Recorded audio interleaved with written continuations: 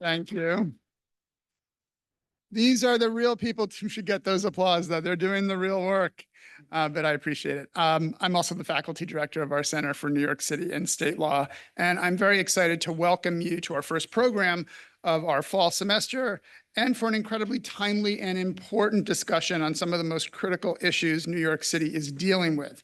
Before we get started, I just want to mention that if you saw some construction in the hallways, that is because we are preparing for a movie shoot here over the next 5 days, a movie called Fast, written by Taylor Sheridan, and this floor is being transformed into the Turkish embassy. I find there are some interesting things we could say about that at this moment in our political history, all of which I absolutely love and can't wait to see what it looks like. In any event, we are holding a really important policy briefing on responding to homelessness and severe mental illness in the subways and other public spaces. And like I said, these are really some of the most difficult and nuanced issues spanning decades and administrations, and which impact all New Yorkers, whether they are personally experiencing homelessness or mental illness or just witnessing it around them in their daily lives. And as New York's law school, we like to say, for the past nearly 135 years, we've engaged on some of the key legal and policy matters that affect our city and only seek to serve as a key resource and partner to government and the civic community in their efforts. And leading our public service engagement at New York Law School is the Center for New York City and State Law, originally founded over 30 years ago by Samuel Seabury Professor of Law Ross Sandler. And this morning's program is a powerful reminder of that role we have as a convener, as we've brought together policymakers from different levels of government for substantive discussions and insights and potential solutions. So I see this panel as more than just a public talk, but also as a window into the real and interagency discussions happening daily as they work tirelessly to address these crises. The issues surrounding homelessness, mental illness, public transit, policing, and infrastructure are extraordinarily complex and interrelated, as demonstrated by the diverse roles and agencies our panelists represent. They perform truly critical work and often out of the public eye. So as we like to do here, I want to take a moment and just thank them for their dedicated public service to our city and state. Thank you. Particularly these days, public servants do not get a lot of thanks for the work they do. And I think it's important that we recognize that work. And certainly the work that our public servants do is fueled by much of our alumni community at New York Law School, 35% of whom go into public service careers each year, which we're very proud of. So now I'm going to introduce Ben Max, our program director and executive editor for the Center for New York City and State Law. He's worked hard with our panelists to put together an important program, and he'll be moderating the discussion. So Ben, come on up, and thank you for doing this. And we should mention our new step and repeat. Yes. Again, it's a good. Our new backdrop. Thank you, Dean Crowell. If our panelists could come up and join us here, that'd be great, please. I'll introduce them in just 1 second.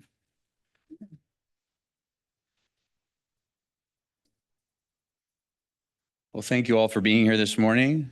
Thank you again to Dean Crowell for the welcome and introduction and the support for so many of these public programs that we have. Again, I'm Ben Max, program director here at the Center for New York City and State Law. Thank you all for being here at New York Law School today. I hope everyone had a good summer. This is the first, as the dean mentioned, of our programs in the new semester, and we have many excellent ones coming up this academic year, so stay tuned. Just a quick thank you to our center team, especially Rose White and Veronica Rose, for making events like this happen, but also the rest of the team and also other teams at the law school in events, marketing, security, AV, and more. And of course, also a shout out from me to Professor Ross Sandler, the center's founding director, who will be back hosting some programs this semester. And before we get to today's program, please mark down September 30th. We will host our next policy briefing, and that'll be a fireside chat with New York City First Deputy Mayor Randy Mastro. So that'll be the morning of Tuesday, September 30th. And if you've signed up for this event, you'll get an email notice to RSVP for that soon. And we have other great events coming up soon. And also, it is an election year, and I'm doing a lot of coverage of the city elections on my podcast, Max Politics, where I talk with candidates and others about the election season in front of us and what it all means. So you can check that out if you're looking for more political conversation. Today, we're discussing a key set of topics that relate both to how to help people suffering with untreated serious mental illness, especially those who are homeless, and how to improve quality of life and safety and order in general, given the overlapping challenges that can be present with a significant population of individuals who are suffering with untreated severe mental illness and living in public spaces like the subway system. This has, of course, been a pressing issue, as Dean Crowell mentioned, for quite some time, but like with so many other challenges in our society, was seemingly exacerbated by the COVID pandemic. There's been a variety of governmental efforts to better serve this population of New Yorkers, as well as to increase safety, order, and ease of use in the subways, including recent changes to state mental health law related to involuntary removal and commitment, and we'll discuss some of that today. We've assembled a terrific panel here to discuss those changes in law and how they are put into practice, and more expert policymakers and practitioners who will provide insights into how they are doing this work, where things stand, and what comes next. So we'll talk as a group here for a little while, and hopefully at the end have a couple minutes for a few audience questions. So with us today, let's get to the people who we're really here to hear from. Directly next to me is Cassandra White-Hemphill, Deputy Commissioner for Street Homelessness at the New York City Department of Homeless Services, or DHS. Thank you for being here. Brian Stettin is Senior Advisor for Severe Mental Illness at the Office of the New York City Mayor. Ozioma Offor is a registered nurse with the city's Department of Homeless Services. And Dr. Omar Fattal is System Chief of Behavioral Health at New York City Health and Hospitals, or H&H. And we have Jeremy Feigelson, Senior Advisor at the MTA, Metropolitan Transportation Authority, of course. Each of our speakers has a key role in addressing the challenges we're talking about today, but let's start by more clearly defining those challenges at hand. So Cassandra, if you would lead us off here, and others, please do jump in. Don't wait for me to call on you. I know you have a lot to offer this discussion. So Cassandra, as a Deputy Commissioner for Street Homelessness at DHS, the population that DHS serves, New Yorkers experiencing homelessness, is obviously a larger and more varied in their circumstances than the segment that are visible publicly in terms of those who take refuge in the subways and other public spaces rather than enter the shelter system. Will you please give us a sense of the scope of the city's specific challenge with unsheltered homelessness? How many people are we talking about? What portion are they of the city's overall homeless population? And anything else you want to add? Thank you. Good morning. Thank you, Ben, for having me. Thank you to the president of New York Law School and the team here. I'm really excited to be here on this panel. For New York City, I think it's really important to keep in context what we're looking at. New York has about 97% of our homeless population in shelter, and about 3% are on the streets. When you look at the last Hope Count, which is our annual count for homelessness in New York through HUD, we had 4,500 individuals that we counted. And so we would say that that is really great when you look at us and continue in a continuum of care around how we compare to other jurisdictions. So for example, if you compare New York to Los Angeles, 70% of Los Angeles's homelessness is on the street. So only 30% of the folks there are actually in shelter, whereas in New York, 97% of the individuals are in shelter. So while 4,500 may seem like a high number, we do believe that no one should ever be on the street, but we are really proud of the work that New York City is doing to make sure that individuals are connected to shelter and to services. We often hear about people who aren't willing to go into shelter. Top concern perhaps is not feeling safe in shelter. What are the other prevalent reasons that you encounter in a city where shelter is recognized as a legal right? And that's part of why there's such a high percentage, I think, of the homeless population in shelter. But what are some of the other major challenges right now reasons that people are not accepting shelter? So Ben, you're absolutely right. New York City is a right to shelter city. And so no one in New York has to be on the street. We take it very seriously that even 4,500 individuals are on the street in New York City. For us, I think the focus is really looking at what are the drivers. I think oftentimes the narrative is that the folks that are on the street are there because they are scared of shelter. We do believe that that is some of it, right? When we're engaging folks and we're encountering folks, we do engage individuals who say that they are uncomfortable at the idea of coming into shelter. But what we also see as the most prevalent issue is serious mental illness, and substance use disorder. And so while we are dealing with the idea that folks are apprehensive about coming into shelter, we also have to look at those factors that are really drivers. What we find is that while shelter is necessary for a lot of individuals, it's not a priority. And so we have to constantly work through the barriers that we see when individuals are on the street and we're engaging and trying to connect them to services. And so I think the biggest challenge that my team would say that they see is definitely the severe mental illness, the mental illness, and the substance use disorder, specifically because while that is a subset of the population, they tend to have an outsized impact on the public's perception of homelessness.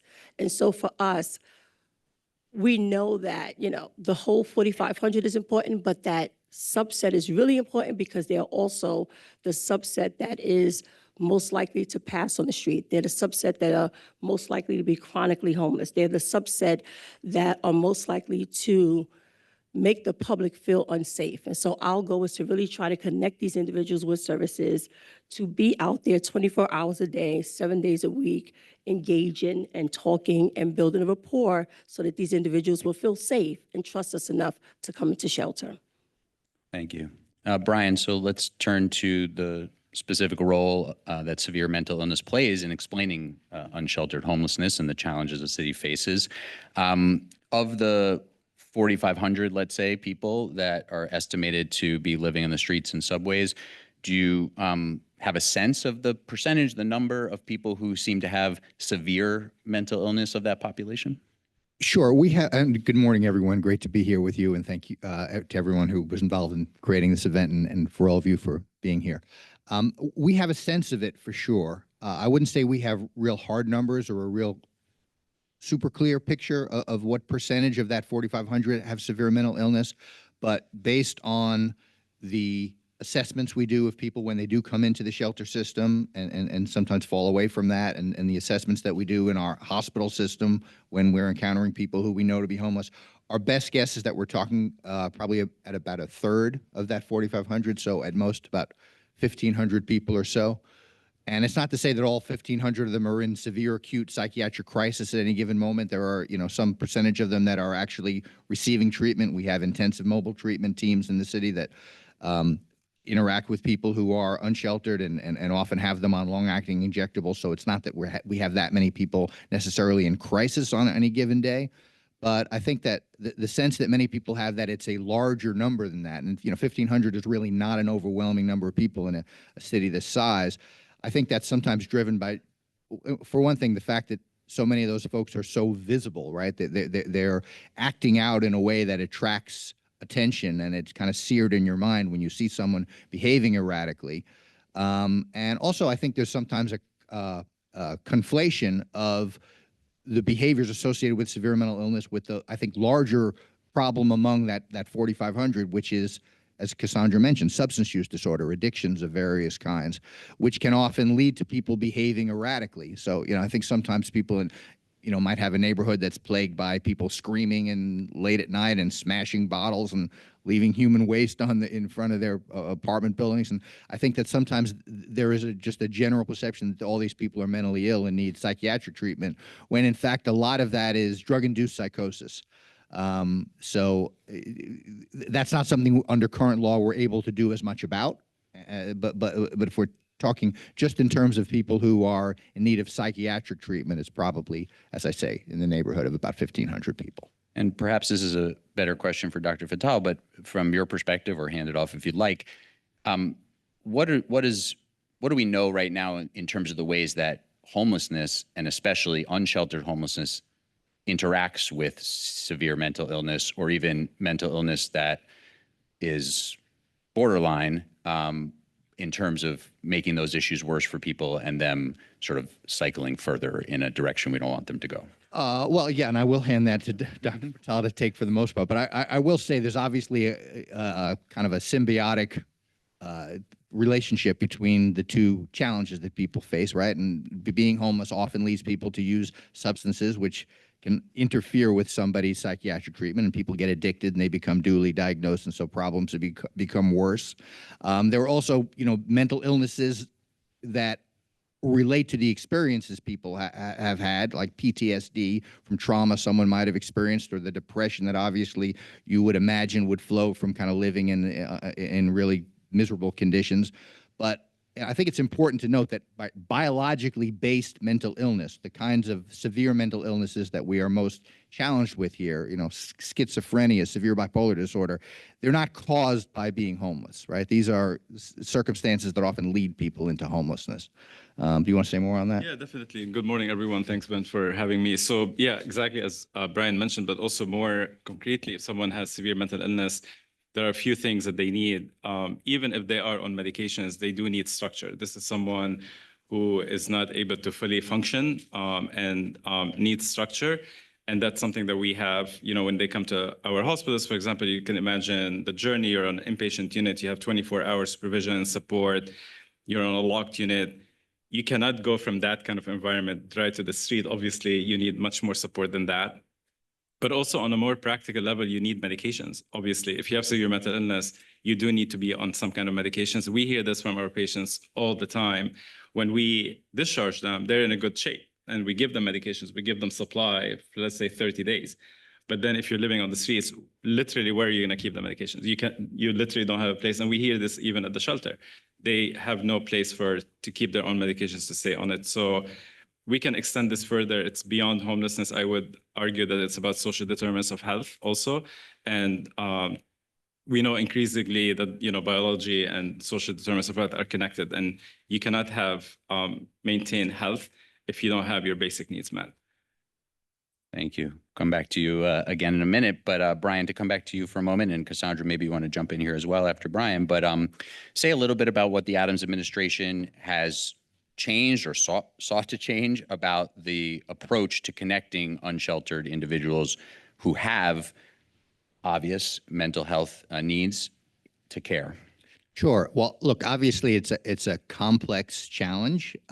We have a mental health system that is highly dysfunctional due to decades of neglect, and it's not something that could be reversed overnight or even over a mayor's 4-year term. And so there are a lot of kind of steps along the journey of recovery that a person has to walk through to get to a place of safety and stability, that we have found there are needs to kind of shore up the resources that we have. And but I think the area where we have, where certainly I, in the work that I'm doing, have kind of identified the most acute need is in getting people into the system in the first place, right? Any hope we have of getting somebody onto that path when we encounter them in a public space, an acute psychiatric crisis, really has to begin with stabilizing them, right? Which means getting them to a hospital for medical treatment, getting them on the right medications, and holding them there long enough to actually set them up for success so that we can do all the other things that have to follow. And, we'll talk, I'm sure, over this hour about, many of the things that we've kind of put in place to make that full process work.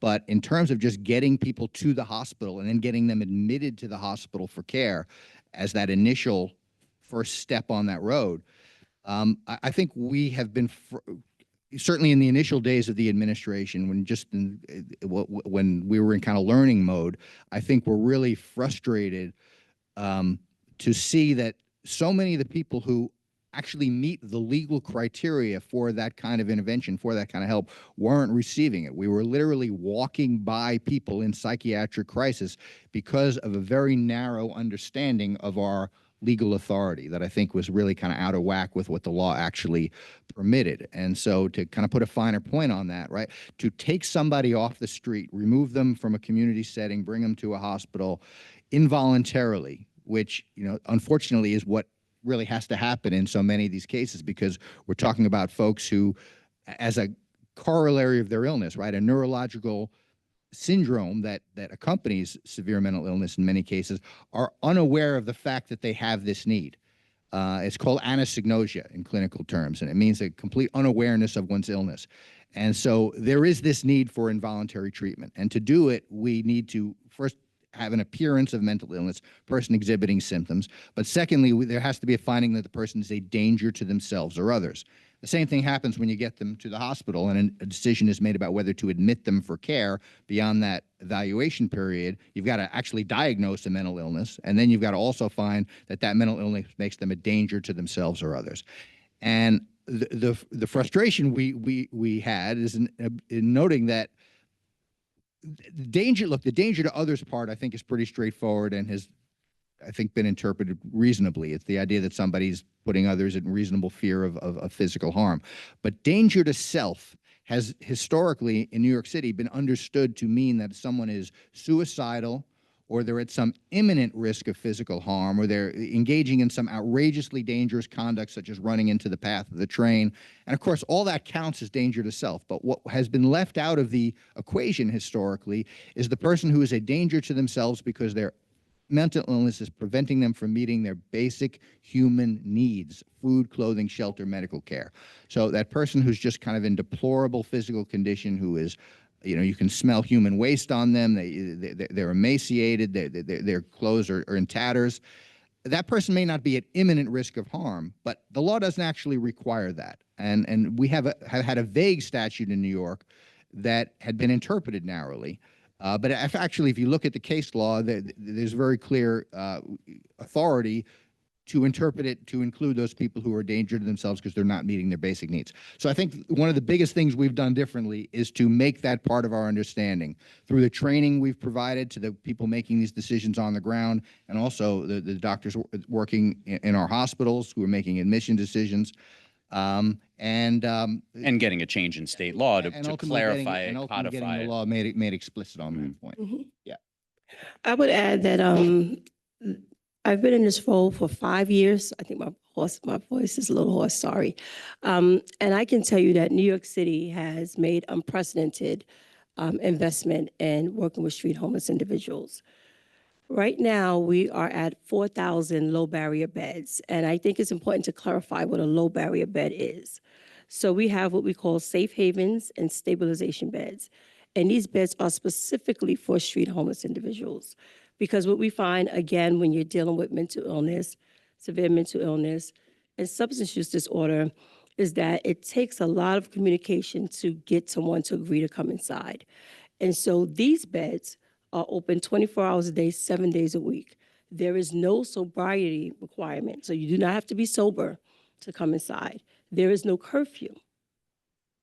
And an individual can be out of the bed for 3 days, and the bed will be there when they come back on the 4th day. And that's because we're meeting people where they're at. When I came into this role in 2020, at the height of the pandemic, we had about 1,400 low barrier beds. We're at 4,000 now with 900 in a pipeline because we're committed to connected individuals to the services that they need. Please. And then one of the other key investments that we've seen is outreach, because I can tell you, I've been in many conversations with people like, we called you and you came out and this person didn't go in. Why are they still here, right? We know that that is a common thing. Outreach is out 24 hours a day, 7 days a week. We have over 400 individuals in 5 boroughs connecting folks every single day to services. So the work that New York City is doing is unprecedented when you compare it to any other jurisdiction in the nation and probably the world. So I think that one of the things that people are not aware of is that this is a consistent, deliberate, intentional, and aggressive response to street homelessness. And we're there day in and day out knowing that these individuals are some of the most vulnerable folks in New York City. let's talk specifically here about outreach in the subways and bring you in, Jeremy, and then you in, Ozioma. The state and the city and the MTA have increasingly moved to a co-response model for reaching people in the subways who seem to need a mental health evaluation.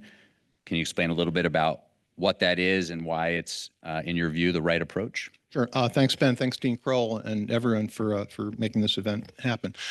Co-response, in a nutshell, means putting nurses and police officers together on a single team and tasking them day in and day out to get out there and circulate in the subway system with a mandate to reach the folks who are really suffering the most. We're talking here about that subset of the homeless population that has the appearance of SMI or other really severe decline. These are the people who in plain English, when we all see them on the trains and in the stations, they really break your heart and sometimes they scare you. And we all looked at each other, those of us who do this work a couple of years ago, and said, this is sort of a population with focused needs, and it needs a focused resource to get them, as Brian said, in the front door of the care system. And we all looked at each other and said, it's just not fair or realistic to ask civilian outreach teams alone to deal with this. The great work that's done by Cassandra's, orange jacket teams at DHS or Mosey Rosenblatt's teams at Bowery Residence Committee. Given the safety issues, it's not realistic to expect those folks to deal with this alone. And it wouldn't be fair or realistic to ask our great police officers to deal with it alone either, given the need for clinical judgment. And police officers would be the first to say, we're not psychiatrists.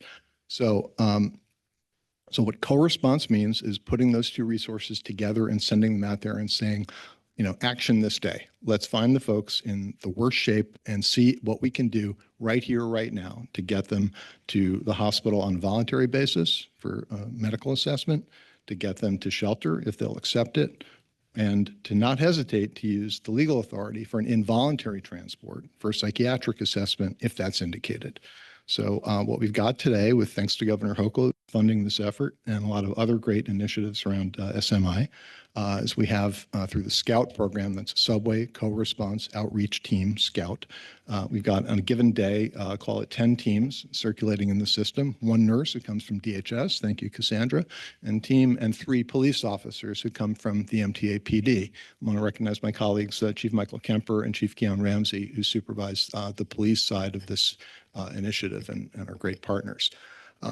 And they are out there every day looking for people, who, as I said, are in the absolute worst shape. If you are out there and you see a SCOUT team, by the way, you'll know because it says SCOUT on the nurse's vest and it says SCOUT on the officer's uniform, so you'll recognize them. What you will see is the nurse literally leading the way, walking through a subway station, walking through a subway train, and deciding who needs to be assessed, how they should be assessed, and what the right outcome is. And as I said, that could be hospital for medical care voluntarily, hospital for psychiatric care involuntarily, it could be shelter placement voluntarily, and it could be leave in place, if the thresholds for those other 3 things are not met. But that's a nurse judgment, that's a clinical judgment. And then the police officer role is safety and support. Look, it's the subway. We all know what the environment is like. It can be busy, it can be chaotic. There can be safety issues for the client, safety issues for the general public circulating through the stations and the trains. And certainly our highest priority is keeping our nurses safe. So that's the police officer role. What we say in SCOUT protocols is there's sort of a passing of the baton. The nurse decides what's going to happen here, and then if there's a need to execute on transportation or other issues, the police officers step up and make sure it happens safely. We have been running this program. We started with a tiny little pilot about 2 years ago with SCOUT, had enough success that Governor Hochul got interested and was terrific in providing $20 million for an expansion, which gets us up to those 10 teams where we are today. The city has also started sort of a cousin program called PATH with a very similar model where Ozi works, and you'll hear about that in a second. The work is happening. We have taken, well over 200 people to the hospital for psych assessment with an excellent Now, the tracking on the healthcare side obviously doesn't happen at the MTA. We run trains. That's our business, and we stick to our business. But, we have strong interest, obviously. It's a win-win. Let's get that person who needs care to the hospital. And for the conductors and train operators and commuters, let's not have them have to interact with this population. So a terrific batting average, so to speak, and getting people into inpatient care. Maybe I'll stop there and turn it over to Ozzy to talk about how this actually works from the nurse's perspective. Ozioma, you are serving on these co-response teams, so say a little bit about what that experience is like and what that work is like, engaging with people, and what factors into your assessments and your decision-making about who to assess. Please. Thank you for the opportunity to have me speak about the outreach work that we do. As nurses, we are not only trained to provide clinical assessments, but we are also trained to meet individuals in their moments of vulnerability with presence, skill, and compassion. Hildegard Peplow, the mother of psychiatric nurse, taught us that nursing is a therapeutic interpersonal process that is healing starts in the context of relationship. And that is exactly what we try to do in outreach. We meet people where they are, usually unsheltered, in psychiatric distress, often profoundly disconnected from care. And so when we meet someone in the subway, our first goal is not to quote unquote fix them or quote unquote remove them. No, our first goal is to try to connect with these individuals. We try to build trust. We try to establish therapeutic alliance. And so we introduce ourselves, we listen to them, we respect their boundaries. And sometimes we don't even get a word. Sometimes we just get only an eye contact. At other times, we are met with suspicion. Other times, they just ignore us. But that's okay, it's just the foundation. Now, if they start engaging with us, then we start building rapport. We start exploring options together, like safe haven beds, stabilization houses, medical support in case they need medical care, and even psychiatric care. And now, if they accept services, then we help navigate the system through safe haven beds, like I mentioned, stabilization houses, medical transport. We can also arrange for transportation to take them to these shelters. And also, if there is a need for psychiatric care, or if I assess them and they meet the legal threshold for involuntary removal, then I have to remove them. But then we don't just go removing people from the street haphazardly or erratically. There are a lot of factors that come into play for us nurses to do that. We are always constantly weighing the balance between patients' autonomy, between mental health risk, between safety, and even their capacity to make decisions. The mental status exam is my core clinical tool that I always use to make decisions in the subway when it comes to assessment of somebody that I need to remove involuntarily. So here I'm looking at the overall appearance of the individual. How is he dressing? How is he grooming? How is the hygiene? How is the clothing? Is the clothing filled with feces, urine? Are there untreated wounds? I'm also looking at the activity. Is the person calm? Is the person cooperative? Is the person erratic? I'm also looking at the attitude of the individual. What about the affect? What about the mood? What does it say? Are they labile? Are they anxious? Are they irritable? I'm also looking at attention, memory, cognition. And sometimes I don't need to ask this. I just have to observe. Mostly in psychiatry, you get your clinical assessment from just the observation. And then I'm also looking to see if the person, and sometimes I ask about if the person is alert and oriented to time, place, and person. What about the speech? Is it slurred? Is it overproductive? Is it pressured? Is it underproductive? What about the thought process? How their ideas are connected? Is it logical? Is it illogical? And then what about the thought content? That is the theme occupying their thought. Do they have delusions? Delusions of grandeur, delusions of persecution, delusions of it could be any kind of delusion? What about suicidal ideation, active suicidal ideation? Do they have the intent? Do they have the means to carry out the plan? What about passive ideation?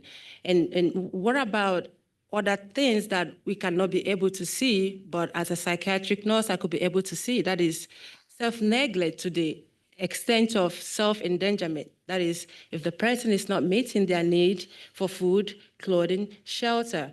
What about their exposure to the elements? What about untreated wounds on them? Is the person refusing psychiatric care because of disorganized thinking or because of the delusions? So these are some of the factors I put in place for me to say, okay, I can involuntarily remove this person to the hospital or not. Can I just jump in for a second? I want to call out, think about the complexity of the assessment process that Ozi just described. And Ozi and her fellow path nurses and scout nurses are doing this where? In the subway, okay? It's extraordinary, the work they do. The nurses in these programs are absolute rock stars. These are healthcare programs with public safety benefits. I just want to really pause to just recognize that, and we should all applaud it. Yeah.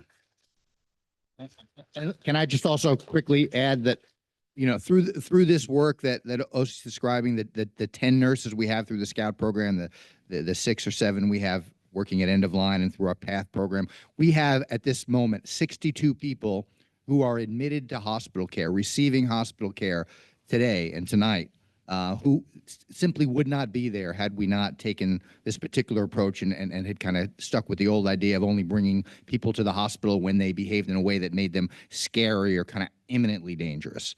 Hundreds more have come through that process and are now in our safe haven beds on a path to permanent housing. We even have had a handful who have made it all the way into permanent housing, supportive housing units through coming in through this door. Well, I have a follow-up for Ozioma, but first, since you just mentioned that as a metric to success, some of the pushback on a greater focus on involuntary removal is that too many of those people are there, that of the 62 you just mentioned, maybe not all 62 should have been involuntarily removed from a public space. How are you, and this is open to everybody, but maybe Brian, you want to start. How are you deciding on the emphasis to put on how to build trust, as Ozioma was getting at, and voluntary acceptance of services versus involuntary? Yeah, well, first I would say any suggestion that any of those 62 people should not have been removed to the hospital is, I think, really kind of obliterated by the reality that they were all admitted to the hospital. That is, doctors made an assessment in that evaluation period that, yes, in fact, this person has a severe mental illness that makes them a danger to themselves or others. And of course, there's due process built into that process, as there must be, where a person has a right to challenge that decision that's made at the hospital. And if they even remain passive and don't challenge it after a certain period of time, there's an automatic court review where the hospital has to prove this by clear and convincing evidence. So, you know, we are talking about people who absolutely are in need of this care. And what about, is there a number on those who were removed but not evaluated to be? Yeah, so it's about, I think we have about a 55% admission rate for the people that we brought in through Scout and Path. And I will say for most of the people, and it's obviously a significant number, between the two programs, we're talking about over 500 people who've been brought to the hospital for evaluation. And in the cases where the assessment was made that the person did not meet the criteria for admission, there are a handful of cases where it's questionable whether that person should have been removed at all. But much more typically, the rationale is that the person was actually experiencing a drug-induced psychosis. That is, during that 72-hour evaluation period, they metabolized the substance that, and it was determined that their erratic behavior was drug-induced. There is no underlying mental illness. And so under current law, something we're hoping to change, we can get into that, there is no basis to hold them any longer. And so it's not so much that a wrong call was made to bring them in, but the issue turned out not to be severe mental illness. And can I just add something? Oh, Omar, please. No, you go first, please. Yeah, just to add to what Brian said exactly. So just because someone was not admitted to the inpatient hospital does not mean that they didn't receive care. So if someone was brought to us to the CPAP, which is our psychiatric emergency room, we do a full assessment and we can connect them with care. Sometimes people not being admitted to inpatient and discharged back to the community is a good thing because it means that we connected them with ongoing services. We might have connected them with a place to stay. So removing someone to the hospital is the first step. And just to highlight what Brian said, and I agree with it, just because a team removed someone to us doesn't mean automatically that that person is going to be admitted. We do our own assessment, and our assessment is very thorough. And then we decide whether someone needs to be admitted or not. So there's that additional step. Other than if it's, one second, Jeremy, please. Other than if it is determined to be substance use issues, what is the other biggest gap between someone who might be recommended for removal on the scene versus being It's medical conditions. So as Ozzy mentioned, a lot of people living out on the streets, not caring for themselves. We've had people come in covered in lice to the point that they have severe anemia and they need blood transfusion. So not every single person that comes to us end up in psychiatric care. A good number of people end up getting medical care, which is another point that we don't talk about often, but that is a reality. So if it's, just to try to round out the picture, if it's 55% of people who are involuntarily removed are admitted, is that admitted for psychiatric care? That includes those admitted for medical care as well. Those includes, okay. Okay. Jeremy? Ben, you asked, what would we all say to the person who says too many involuntary removals? And here's what I would say. We're out there, all of us, with these teams, shadowing them, watching their work, talking to our nurses, getting their feedback. And if you could see what we see, if you can see the horrific condition that we've left too many of our fellow New Yorkers in, you would say, God bless. These are folks who needed to come to the hospital and get an assessment at the very least, and substantial inpatient care in many, many cases. It's just absolutely heartbreaking. The condition of the folks, the worst of the worst who we see, that's what these programs exist to do, is to provide help and to not hesitate. I think that is, just one sec. I think that is, of course, part of what brings us here is we all do see that. And one of the questions is sort of the level of emphasis where you're more up on the research than I am, but X number of times of trying to make a connection with someone to voluntarily accept treatment is, perhaps better than involuntarily. However, then there's more risks to that person or others. Yeah, and there's also the reality of anosognosia, as we talked about, right? The fact that if you're encountering someone who clearly does not recognize they have a mental illness, that idea that they should come in for treatment to them is absurd, as it would be if I tried to convince you should get treatment for schizophrenia. Yeah, I would just double down on that. I mean, what is our team to do to build trust and try to get a voluntary decision when the client is telling the team, as they did in one case, for example, we're not in the subway, we're in Iraq and you're the Army. What is the team to do when, in another case, the client wouldn't engage with them because they thought they were making a phone call on their bagel? Again, I'm of course the getting at reality more of what's happening out the there. gray, the grayer examples, but point noted, Cassandra. I want to add that for DHS, the priority is the client. The priority is the individual. And so one of the things that we do, we're responsible for identifying, screening, onboarding, and training the nurses. And we have a robust process for this because we don't care about public perception in the subway. We care that when these nurses engage an individual, they are going to do so in a way that is compassionate, that is focused on the needs of the individual, and that really will create an atmosphere for everyone who's doing this work that sets the tone that we are person-centered and that we're here to help and not hinder or harm. And so we screen our nurses very thoroughly. It is very difficult to become a nurse on our team because if a person appears to not have empathy, compassion, a good knowledge of how to work with our population, they cannot work with us because we want to fully trust that these nurses are not out just removing people because they're out with a team of officers, right? We make sure that our nurses understand that their priority is the individual in front of them and what is going to help this person get the care that they need. And so we know when our nurses are out there, that they are out there saving lives each and every day. And I think there was one quick point that was made that our nurses are dealing with medical issues as well. They are using naloxone, saving lives. So they're not just removing people from the subway, they're bandaging wounds, right? They are doing different things to ensure that people are getting the services that they need. And I can tell you guys, there are many times that they're saving lives, either through administering naloxone or some other emergency response for individuals who are just probably not going to make it if they don't get the care that they need. Dr. Fattal, let me bring you back in here and thank you, Cassandra. There's been questions, criticism, issues around is the hospital system too much of a revolving door for the population that we're talking about today? Are there people then being, as you got at, released with medication, but it's pretty clear that they don't really have a place to go necessarily, or there isn't a lot of confidence that they will remain where you think they're going to go, and they're just winding up back in crisis?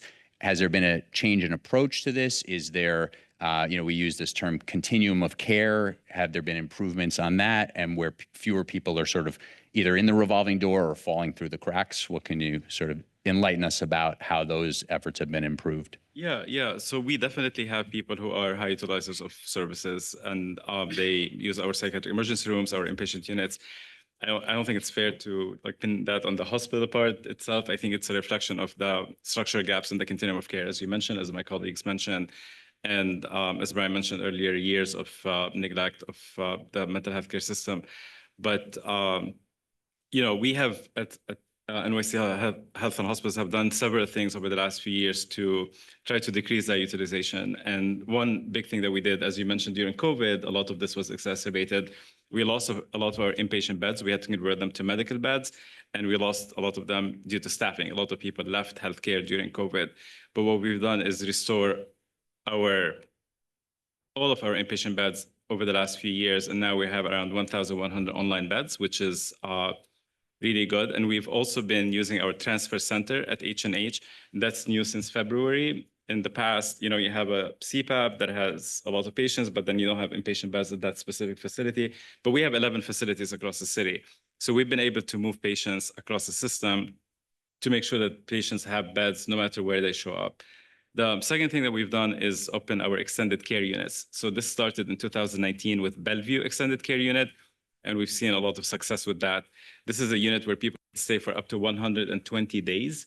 And the model is different from a typical inpatient unit because the team is more oriented towards recovery and towards integrating the patients back into the community. Now we have 3 extended care units, one at King's and one at Elmhurst for Queens. So that is another option that we have where people can stay longer.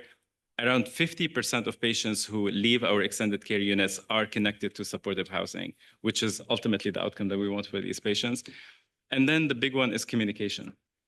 As Ozioma mentioned, the outreach teams spend hours, sometimes days, trying to engage with someone to bring them to our hospital. When we started this work a few years ago, we've had a couple of incidents where someone would come into our CPAP and after all this hard work, and then they would be released after 2 hours. And a lot of people would get upset and say, what just happened?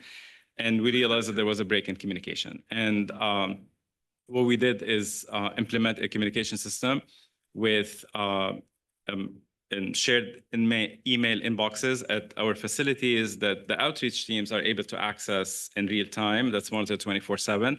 And that allowed the outreach teams and our treatment teams to be able to communicate in both directions. But also we've done extensive training, as Brian mentioned, to our teams, all the way from the people working on the ground to people who are in leadership to emphasize the importance of this work and what needs to happen when someone is brought to us. What we've done as well is implement this complex needs technical assistance team, which is a team that sits in my office that serves as a quarterback for communication in case anything falls between the crack.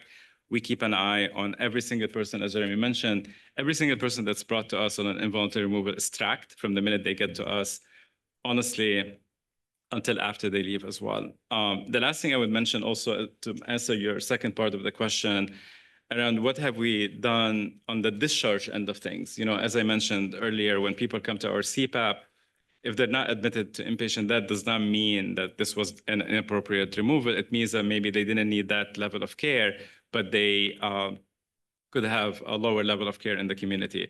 So we have done a lot as far as engagement and as far as increasing the discharge options. So for engagement, we have our CPAP peer bridgers that we've been able to implement thanks to support from OMH. And these are peers with lived experience that are sitting in the CPAP and are able to connect with patients while they're still with us and establish a rapport with them. And then after the patient leaves, they're able to follow up with them in the community and take them to their appointment or help them with their medications or stay in touch with them.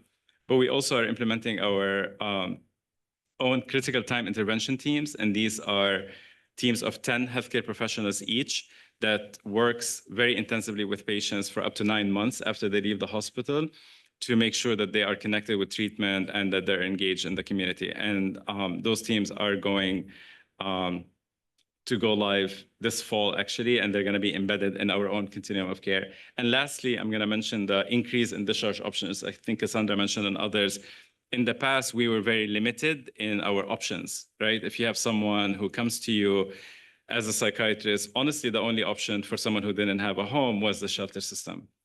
But we know that not every person can do well in the shelter system. And we know that some people need a higher level of care. They need different care. So what we've done recently, which is new and different, is have a relationship with OMH. And we've been able to refer patients to their transition to home unit, their THU. And that has been very successful because they're able to move on from there to supportive housing. And actually this month, we're going to be announcing our own Bridge to Home program, which is a step-down program, which is starting with a pilot for 50 rooms where people are going to have their own private room. And the nice thing about this program is that we're going to be able to work with people on their housing application, which takes up to a year, but they will be able to stay with us for the whole year while we work with them on that. And the nice thing is that we're going to be able to provide them with treatment at the same time. So when you asked me earlier about relationship between homelessness and severe mental illness, we hear from our ACT teams all the time, and even IMT teams, that they can't find their own patients. So you're assigned 68 patients to an ACT team, but if you're homeless, how are you going to find the person? So the nice thing about Bridge to Home is that people are going to have their own room in this program. And if you have an ACT team or you have a treatment team, they know exactly where to find you to work with you. Jeremy, you want to jump in? Yeah, just quickly. I want to just kind of run a yellow highlighter through one of Omar's comments, which is about these transition to home units. Next time you go over the RFK Bridge, look over at Manhattan Psychiatric, those big towers, State Psychiatric Hospital, and just know that there are created at the direction of the governor within just the past couple of years, these 50 beds, 225-bed units, which are specifically created for street and subway homeless with severe mental illness. And through the teamwork among the people on this dais and others, we've built a pathway where the person who starts out in distress in the subway car on the subway platform, will go to the H&H hospital, and from there, if their needs are especially severe, into one of those THU beds. And on any given day, when you drive over the RFK Bridge and look up at that hospital, just know there are people sleeping there being cared for by doctors and nurses rather than being with conductors and commuters because of these initiatives.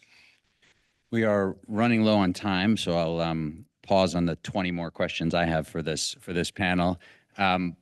Unfortunately, we're not going to be able to take a lot of audience questions, but we'll take the two folks that are standing up right now. You jumped the gun, so it works out for you in this instance. Want to start us off here? Go ahead. Yes, we've been very patient.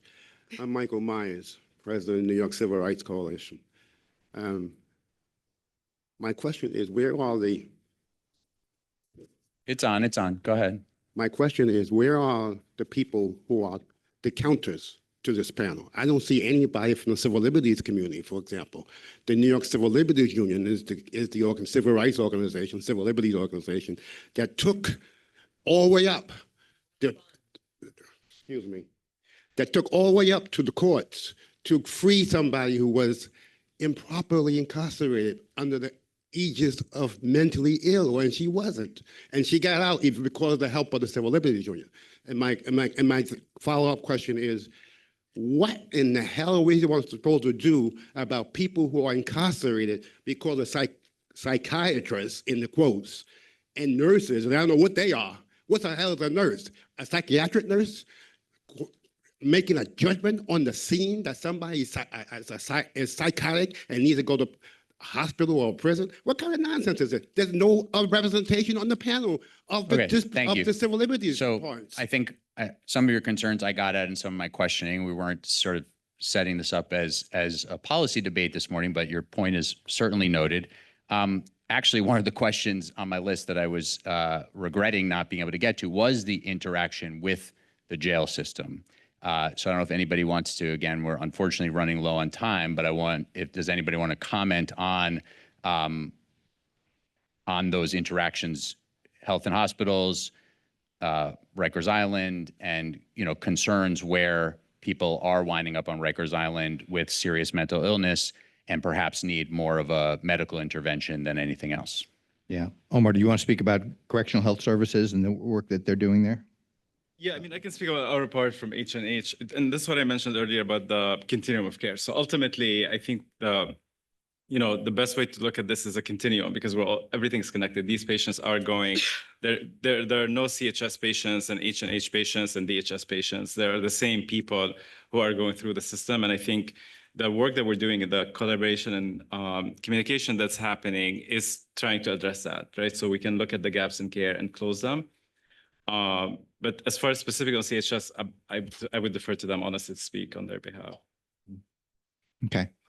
I will say that we're trying hard to make sure people who come out of the jail system or come out of state prisons who meet criteria for assisted outpatient treatment, which is our law that allows us to monitor closely somebody who has a history of disengaging from mental health treatment, which has led them into the criminal justice system or repeat hospitalization. I think we've made a lot of strides in screening folks coming out of correctional settings to see whether they meet criteria for what we call AOT, assisted outpatient treatment, or Kendra's law, and pulling them into that program. And so that's one area where I think we're trying to focus. One more audience question, then maybe I have a quick one to end us on, but go ahead, please. Yeah, thank you. I just want to start off by saying thank you guys for being here and the work that you're doing. And even as an advocate, and we may disagree on some things, I heard some things that I actually really liked. So props to Omar talking about peers, the compassion, empathy. I'm going to come at actually a question that isn't like a yes, it's kind of a yes, no, but I'm just curious if you've all thought about this. Is some of the amping up of this in preparation to stave off the feds because of what's going on? And we don't want the National Guard in New York to kind of get in our business. Yeah. Well, I mean, I'll say these policies were developed before anyone had a hint that Trump administration would be coming back and that yeah.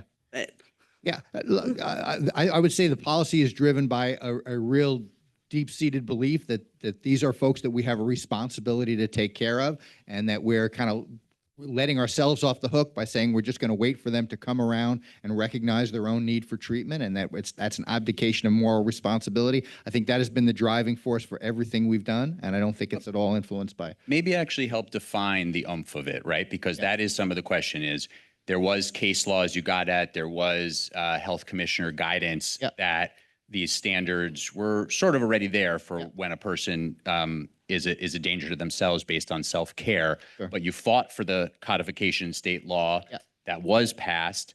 Is there now much more of an emphasis on less returning to people and more involuntary removal because you now have that in state law and you're making more of an emphasis on So it? I think, at least within New York City, the change in state law is not really opening up new opportunities for us to do this work. That's something that the old law, I think, could be interpreted to already mean, and it's an effort that was well underway before we got the change in state law. What I think it accomplishes for us is it at least quiets a lot of the kind of pointless debate we had been having with advocates who would accuse us of misinterpreting the law. And so there's no longer any question about that. And I think sometimes the judges who are responsible for making decisions when people challenge their commitment now have it right there in black letter that, in fact, extreme self-neglect is a form of danger to self that they should recognize. So I think it's been helpful in allowing us to retain patients who we bring in. Last comment? want to offer a thought on your question. Look, we all know the president says a lot of things, right? And I'll just maybe leave my comments on the president there.